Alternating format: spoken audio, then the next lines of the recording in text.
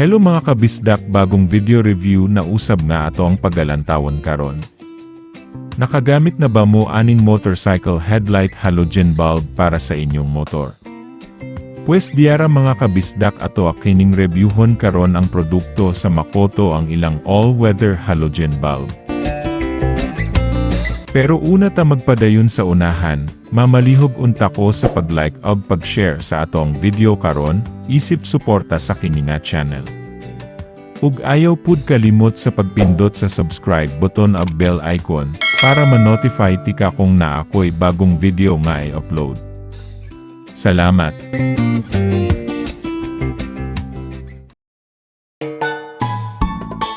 Ang Makoto motorcycle headlight bulb nga all-weather halogen, usa kini ka plug-and-play type nga bulb.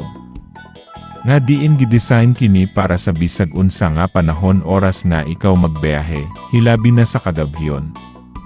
The best kaayo daw ni siya sa ting-ulan, anaa kini siya hikusgon na 35 watts.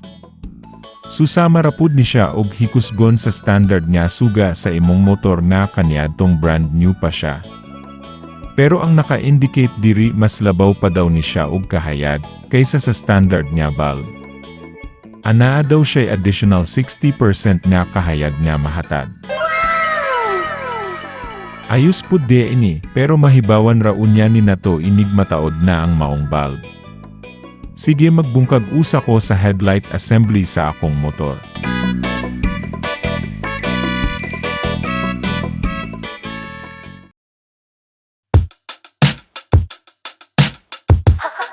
By the way mga kabisdak, napalit dayon ni nako sa Shopee, sa kantidad nga 49 pesos lamang, dala na ang shipping niini. Ug mao ni nga seller na akong napalitan. So affordable ra gyud kaayo mga kabisdak. Ug kini akong napalit, ang sukod diay ani niya kay T910, ug akong motor kay Yamaha Mio Sporty. By the way pud day mga kabisdak, pwede pud day ni siya sa laing mga motor nga naka T910. Sama sa old model na Honda XRM, Suzuki Raider G, Suzuki Smash. Basta naka T910 type pwede kayo na siya. Ug naapud ni sila'y pang TMX Alpha, na ang size pud ana niya kay H6 or B02D. Og pang Bajaj CT125 og pang Sniper. Ang size type pud ana nila kay H4, katong naay tulo kang ipon. Basta tan-awa lang jud ang inyong mga standard nya mga bulb ug naabay ka pareha sa mga nahisgotang mga size.